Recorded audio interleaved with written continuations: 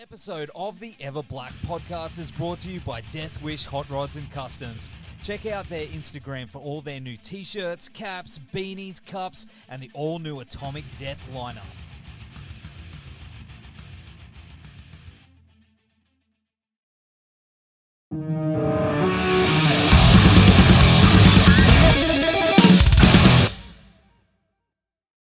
Hey! Oh my God. Hey, mate. How are you? How's your morning been? Yeah, not too bad, mate. Not too bad. Just, Really? Yeah, just chilling, waking up and getting set for the day. Yeah, somewhat. Great. Yeah. I tell you what, my BG is nowhere near as sick as your BG. My BG. Background. Look at that. Oh, background. I should be down with the lingo. Yeah, this is Film term. yeah, my nerd room. My studio / it's the nerd room. dungeon / let's not go there. Okay. Good to see you. Mate. Great to be seen. And your assistant too? Oh, my beautiful assistant, yes. Hello. Jenny, my fiance. We just got engaged. Did you? When? Yeah. Congrats. About 6 weeks ago. Legends. Congrats. Yeah. Thank you. That's awesome. That is so it's amazing. I'm the luckiest guy in the world. There won't be any little Scoobies though. But there won't be any little Scoobies, no. No. That's we've had our pups in the past, and we're moving on. So it's just, mate, second time around for both of us, and it's one of those situations where the wisdom of age brings you to a better place. And you're going to gigs together. That's the way to do it. Yeah.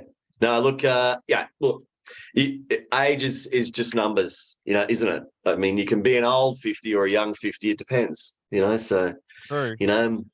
up to you. Anyway, mate, great to be here. And I've checked out your podcast and so on. And it's a great little show you got going. Man. So congratulations. Looking forward to what's coming up. Are you want to start recording now, or I've already started. I do the thing where You've it's sneaky, and I don't tell people. I just let it roll in case we get. So then it just looks like people have sort of stepped into a bit of a conversation. So, exactly, and haven't we just? Yeah, with a bit of BG background about me right there for the fans. So hello everybody. Great to be here, Neil Fanning, voice of Scooby Doo, and looking forward to seeing the fans and everybody coming along to Supanova coming up on November 5th and 6th at the Brisbane Convention Centre, and it's going to be a lot of fun. So we've got a couple of panels that I'm going to be talking about voice work and also stunts, because I'm also a stuntman as well as an actor, and wear a few hats in the industry. So it should be a lot of good chat, good interesting information about film and TV generally, how we shot Scooby back in 20 years ago, because Nev, this is the 20th anniversary of Scooby Doo 1 being released in 2002, which was seems like yesterday, to be honest, and I haven't changed a bit. So what's going on there? I know. Look at me. See, I have, because I remember I'm a Gold Coast boy. So yes, me too. Are you? Yeah. No, I was I'm West Coast, west side of the highway, Mudgeeraba, Tallow, Wurrunggeri. That's my hood. No way. See, I was a Labrador boy. Don't judge me. Labrador. You nice. Can't say. And now I'm on the northern end of the Gold Coast, where Coomera. Around that area. Don't judge me. Okay. I'm not. I'm not gonna pin drop you so people can come and egg your house. So that's all good. No. I'm not a hooligan. But mate, it's so good to talk to you, especially you, as you mentioned, you're going to be coming to Supanova, and I'm very, very excited because I respect your work, and I think you're incredible at what you do. But you do a lot of cons. Thank you. Meet a lot of people. And how's the experience?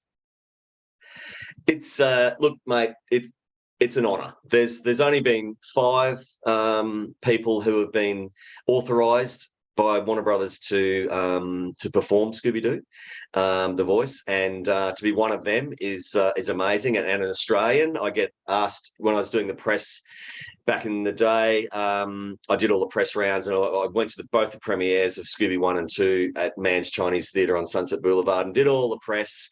And they were just like, "Okay, how does an Australian get the voice of Scooby Doo? What's the story there?" And so I had to go through the whole story, and but we shot the first one on the Gold Coast, and it was Spooky Island, so it was very island based, and of course Spooky Island was Tangalooma. And we shot there for about 3 weeks. And the experience since then has been really the gift that keeps on giving, because all I have to do is open my mouth and Rags, Raggy, monster. Amazing. People are like, yeah, amazing. Smiles on faces. Exactly. That's exactly what it keeps providing to me. And I love just the response. Your is a classic of all that sort of joy and excitement about it all. And so it's just been an absolutely perfect gig for somebody. I could have been the voice of a serial killer, and that's not good. But this Scooby, everybody knows it. It's multi-generational. Yep. And now, my kids, back when they were small, I've got 3 children, and I was really pleased when Scooby 1 was, or both of them, but Scooby 1 was made PG, because my kids could go and see it. Yeah. It was great for them to be growing up in that space as well, because I was working also at Warner Brothers Movie World at the time, in the Police Academy stunt show. So I actually did show number 1 at Police Academy stunt show on the 3rd of June 1991. Wow. And I was a pre-opening performer. Yep. So as I said, I wear a few hats in the industry. So primarily as an actor back then. So I was doing all the street shows, interactive comedy, doing all the characters. And then I started in the Police Academy stunt show as an actor. There's 3 or 4 roles as actors, and then the rest were stunties. And then after a couple of months, the stunt coordinator said, do you want to try out and do the stunts, because you're a bit more versatile then? And then, so I had a bit of a background in, I'd done gymnastics and water sports when I was younger, and driving. Just, look, I was a bogan, let's face it. I had an LJ Tirana back in the 80s. So it was, but we were responsible hoons. We didn't do anything radical. Yeah, no, we didn't speed around the streets. We actually went to a test track that we had at Archerfield in Brisbane, where I grew up, around the Archerfield aerodrome, and we used to race each other out there. So got a bit of driving skills through that. My brother was a mechanic, and he had a go-kart. So, I had a bit of driving ability, and that sort of led me down the stunt role. And then I got graded and so on. And then started working in film and television as a stuntie, mostly actually, because voice world is difficult. The opportunities are a bit limited. They virtually stay with a very select few people in this country, voice-wise. So every industry is quite small. We all kind of know each other, and voice-wise, at the time, I was just doing, because I was a voice artist for about 6-7 years before I got Scooby Doo, and all that story sort of started to come because I got the voice reader's role as Scooby on the movie. So it kind of went from there. And at the time, it was the biggest gig for a voice artist in this country. To be doing that. Heck. What roles did you do prior to Scoob? Like voice roles. In voices, you mean? Yeah. So it's a lot of background voices. So at the time, there was a recording studio out the front of the studios at Warner Brothers on the Goldie, and that we were revoicing Australian actors who maybe sometimes their American accent wasn't quite up to scratch or whatever. Maybe it wasn't the right tone that they wanted. So because of the movie world experience, there was a lady there who knew me from that, and we worked together in corporate entertainment. And she said, "Oh, I've just got this gig as a vocal director. Do you want to come across and do some voices, background voices in some TV series?" And back then it was Lost World, Beastmaster, and Space. All those, Queen of the Damned. All these movies from this is mid 90s to late 90s. So I was revoicing all those characters, and then I started, getting doing more in. Got a show reel and sort of went down the road of voices as another hat to wear, because if you're just going to be an actor, you're probably going to make a few coffees. Yeah. The opportunities just are a bit limited, and so you got to have strings to your bow to just be an entertainer in this country. And so I just thought, go down this road, and then it all sort of spawned from there. Mate, incredible. Talking about Supanova, though, are you looking forward to? Are you looking forward, mate? I've got the Saturday mornings. Let me back that one up. So, so who are you looking forward to? Meeting. Is there anyone at Supanova that you're either old mates with, or someone that you've respected in the industry yourself? Well, John Jarrett's somebody who I've always loved his work. So he's someone I'd definitely like to meet. But there's a lot of people around the cosplay world and comic book people and authors and things that I've known of, that I'm looking forward to meeting. There's a real great range of celebrities that are coming along to this event. So I urge everybody to, if you're interested in this, coming along, you're going to meet some amazing people, because the cast that they've gathered for both Brisbane and Adelaide now to wrap up this year, and then the dates are already out for next year's Supernovas as well. It's pretty impressive, and I mean, there's a cavalcade of great people to meet. So we're all going to be sort of hanging out in the green room. There's some VIP events on Saturday night. There's an event that I think people can come along to if they want to jump on the website and have a look there. And of course, we're all going to be available after our panels to sign things for people. If you want to get a photo with me, I'd love to get a photo, have a chat. I'm doing videos as well, so if you want me to do a happy birthday to Nev, because I can do that for you. Weekend. No way. It is my birthday weekend, and I'm just gonna. Hey, I feel like I owe you a few bucks now. Well, happy birthday for the. Is it the 5th? It's the 3rd, but I'm celebrating. But look, close enough. November 3rd. All right. Happy 21st, man. Actually, add 20 years to that. But no way. Yeah, bro. Yeah, I'm really keen. Of course, I want to come meet you in person, not just through the screen. Please. But also, absolutely as well. Michael Bain, yes, he's another one. Terminator, come on. Man. It's like I say, the cast that they've put together, there's too many to mention, because it's you don't want to leave anyone out. Yes, there's some amazing people that are going to be coming along. Other voice artists as well. I don't know if there's any stunt people, so I'm not sure of the who I'm going to be with on the panels. But that's an opportunity to come along, ask questions, and I'll be talking about how they actually made Scooby back in the day. A little bit of this is the reference that we had coming in. So I was the voice reader, and so, whoops, did it again. Boom. You're back. I'm back. Stop. I'm a hand guy. I'll use my hands. And so back then, they actually asked the voice guy at the time who was doing the cartoons, do you want to come out to Australia and voice read for us? We're doing a live action film.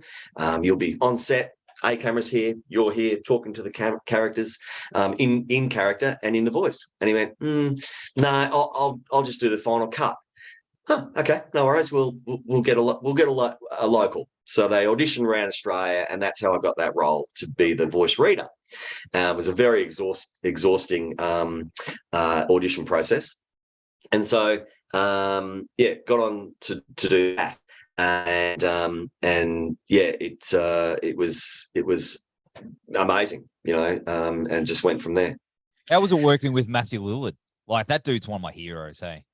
Yeah, Matt's great. I mean, we virtually worked together for about 2.5 years, and yeah, look, fantastic. I mean, I worked with Matt most, of course, because Scooby and Shaggy in every scene, and so we got on really well, and him and his wife Heather became really good friends, and amazing to work with. And he was, when he's looking at Scooby, he was acting to me, and it was a real privilege to see him work. Super creative. He had a lot of ideas, and we workshopped a lot of ideas about how we would do certain scenes with the director Raja, who did both the movies. So there's real consistency of casting. A lot of the heads of department went on to the second one, so that was good. But yeah, Matt was amazing, and I mean, what a body of work. Still working, of course, and Scream and so on. He's a legend, and whenever I go to hang out with him in LA, it's a different experience because nobody knows me, and so I kind of like that. Walk down the street, it's fine. But when I walk down the street with Matt, yeah, we get stopped and all that stuff, and that's fine because he's so good with the fans, and he's such a giving person, and super funny, and we went to the UK together to promote the DVD release of Scooby Doo 2 back in 2004, and did some TV shows and hung out for a couple of weeks, and it was great to spend a bit of time with him over there as well. So I'm always welcome in his home in LA, and I hope to see him again soon. I'm a massive fan of a movie he made called SLC Punk. Yes. Well, there was 4 or 5 shows that Freddie Prinz and Matt did together, and they became very, very good friends. They did the baseball movie, and there was a whole series of movies that they went into together. And Freddie actually was the one who suggested Matt for Shaggy to the producers, because they were having a dinner sometime, and then I said, well, there's your Shaggy right there, and it just went from there. So and absolutely perfect, wasn't he, for the Shaggy? Yeah, absolutely nailed the voice, and the whole character was just you couldn't imagine anyone else doing it. Is one of those iconic roles that that he's really happy with as well, because that's a great legacy to leave. Having people loving your character and what you did with it. Absolutely, you guys are like the dream team. And you know what's awesome is now I can take my kids to Movie World because we're the passes, and your voice is there on the Scooby Doo on the ride. I mean, that it is not many people that get the chance to actually say that they've voiced an iconic character, but also part of a ride, an iconic ride. And it's a really good ride. I mean, it's still there. It's going to be there forever, I'm sure, because it hits the buttons of being not too scary, not too, it's. And I actually opened the ride because they coincided the opening of the ride with the premiere of Scooby Doo 1, and then so. I was there at the premiere, and I cut the ribbon, so that was pretty special because I worked there as well. Yeah. it was great to come back, and everybody was all the cast in show and entertainment department were pretty excited about what I'd sort of done. And it's when one of your team does well, you share in the success. So that was lovely to go back there and do all that. Hey, that is so good. That is so cool. Yeah. And I mean, I grew up in the 80s, so for me it was like Scooby Doo was a pretty big deal. We had Agro's Cartoon Connection, and a lot of the kids don't remember Boris's Breakfast Club. Boris. Boris was my hero, man. Let's see. What was his name? Eric Summers. That's it. I was only talking Eric with a Summers. friend of mine about, because she goes, oh, he does little bits and pieces around, you should come meet him one time. And I said I couldn't, because I would probably break down and cry, because lose it. I would, because I've got a photo with him from when I was like 3 years old, and he was like amazing, like my hero. But that's where I first saw Scooby Doo, and I think it was a kindy costume thing. My mum and I made this really dodgy Scooby Doo costume, and it was more like a Scooby Don't, but it's such a for dudes, not just my generation, but generation before that and generations moving forward, that Scooby is such it's so iconic, and you probably meet a lot of fans from all ages, from all different generations, want to talk about Scooby. But what was your first interaction? What was your first introduction to the Mystery Inc. crew? Yeah, great question, Ev.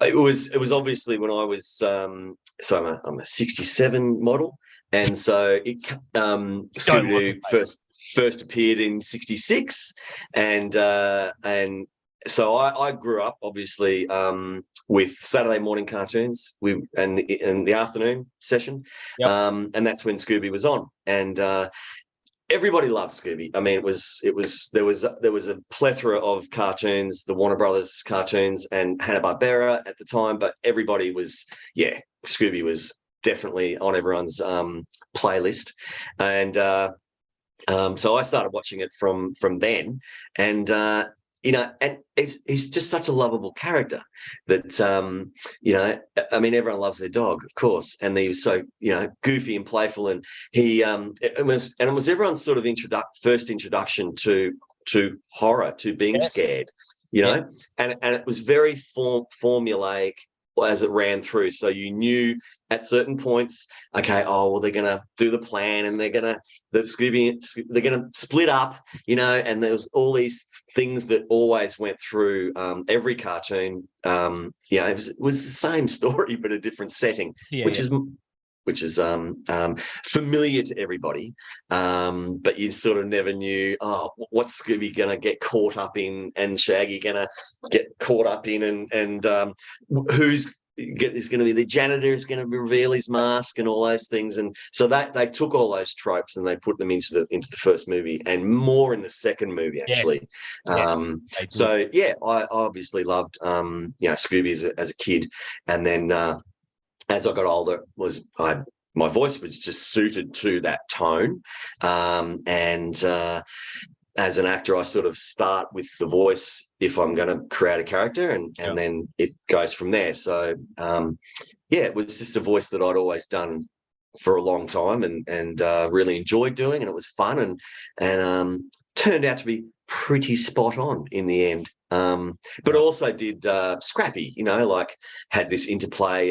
Put him up, I'll rock him, and I'll suck him. Puppy power. We're all happy. We're all that. So, and so I actually voiced Scrappy on Scooby Doo 1 as well, at live. But actually, the guy I beat to get Scooby 1, the American guy, he did Scrappy in the end, for the final cut. But he really only had one scene. So, but they Scrappy as a character wasn't very popular with the fans, because he three's a crowd. Scooby and Shaggy, cool. But when they created Scrappy, and he as Scooby's nephew, was like, this is a bit it's not really, the dynamic changed, and so the fans weren't really, digging Scrappy, and so really the end goal for Warner Brothers was to actually kill off Scrappy forever. So he will never be seen now, that because he was the bad guy, obviously. Yeah. Scooby 1. Spoilers. Spoiler alert. Yeah, too soon. And in Rowan Atkinson's guise, of course, and another legend to work with as well. I mean, it's been, that experience of being on set was amazing because, I got to work with Rowan. Him and I were the only actors called for a whole day, which was in the office scene. And it was absolute pleasure to work with a real legend in Rowan Atkinson. So love his cars too. You would have his cars, yes. Yeah, yes. you would have bonded over cars, eh? We did. But he's a really he's not a jokey guy. He was a very serious, professional, super professional. And every movement, every thing he did was well thought out. Just absolute pleasure to be acting back to Rowan. That's amazing. Well, I mean, I don't know how much time we got, but I've got a million questions for you. I'm going to try and cram into one. Right, go. You go. I'll stop talking. No. I love it. But of course, there was another talking about horror. You did a movie called Ghost Ship, which is like I think is one of the most underrated horror movies that I love that movie. I don't know. But you did stunts for that, right? Yes. So the opening scene where I did a few things. I died a few times on that show, as you do as stunties. Is try and do everything not looking at the camera because you can play another character down the track. But yeah, in the beginning, another spoiler alert. They get chopped in half. I mean that's the catalyst for the film, and so we did all that. And as stunties, there was probably, I don't know, 20 of us on the dance floor there, and had to do all those falls and so on. At the time, lots of blood and special effects and things, but great show to work on, and as you say, underrated film. So check it out, folks. Check it out. Ghost Ship, filmed at Warner Studios and on the Gold Coast, and in the surrounds you'll see places that you might recognise as locations. Yeah, I got woken up one morning, middle of the night. They had the set over the Broadwater, where SeaWorld is, and I was literally living over in Labrador. No judgment, but I lived over there, and the lights from that were so bright that it lit up my whole entire street. Yeah, right. Like, what the hell's going on? We drove around, and man, there's this big ship and stuff like that. And then I was like, I need to do a night shoot. It was cool, man. That was really, and there's been heaps of stuff on the Gold Coast. Like there was another movie you did called The Great Raid, which I was an extra in for months. And you look familiar. Yeah. It was great. It was just over here in Pimpamar. Best gig I had. It was free food, but we had to stay skinny because we were PWs. And what did you do on that one? Yeah, that was cool. Great Raid. Look, played a multitude of different soldiers, and I think I got killed about 4 or 5 times on that show as well. Basically basic explosions going off and falling, running. I think I did a jerk back on that one. Anyway, look, different stunts as you go through your career. You just do all sorts of different things with a variety of different danger levels. But essentially, everything you do in stunts is potentially dangerous. But it's the amount of training you do and working under the stunt coordinator and being able to replicate what you're doing many times, because you're going to do that many times because they're going to shoot from different angles and you have to do the stunt over and over again. So making sure that you can, after you do your stunt, you can get up and walk away and do it again, and not be injured. That's the goal, and that's you get that through training and experience, and working with the coordinator to make sure that things are done safely and within the bounds. So it's not just I want to be a stuntman. I've crashed a few cars. No, it's the point is not to crash the car. Yeah. We all sort of specialize in different things in stunts. So there's 5 areas of stunts that you need to be qualified in. That's heights, fights, fire, animals, vehicles. So I'm a vehicle sort of specialist, precision driver, with the Police Academy Stunt Show, and I was 15 years there, and then did on-track driving, high-speed entertainment for Indy for 4 years in a row. And then I went back actually and drove in the Hollywood Stunt Driver Show for 2 or 3 years. Just recently, I've just finished there in 2016, just for a bit of fun. So that was nice, because I hadn't done much drifting. So I got Warren Luff was the show director there, and supercar driver, and so he was fantastic in helping me get up to speed with drifting. And there's some legends in that area as well. Corey Creed, gold medalist for X Games, motorbikes, and all these people just have these amazing skill sets that you get to work with, which is pretty incredible. And hanging out with those guys, and Showtime FMX, they do all the stunt riding around the country at the Sydney Royal Show, and they're the top of the tree there. So you get to work with some pretty amazing people. Worked with Jackie Chan, didn't you? Yeah. Back a fair while ago, he did First Strike in Brisbane, and Jackie Chan's and his stunt team, they were pretty full on. They would do anything for Jackie. If you were part of his team, you were held in extremely high regard within your cohort.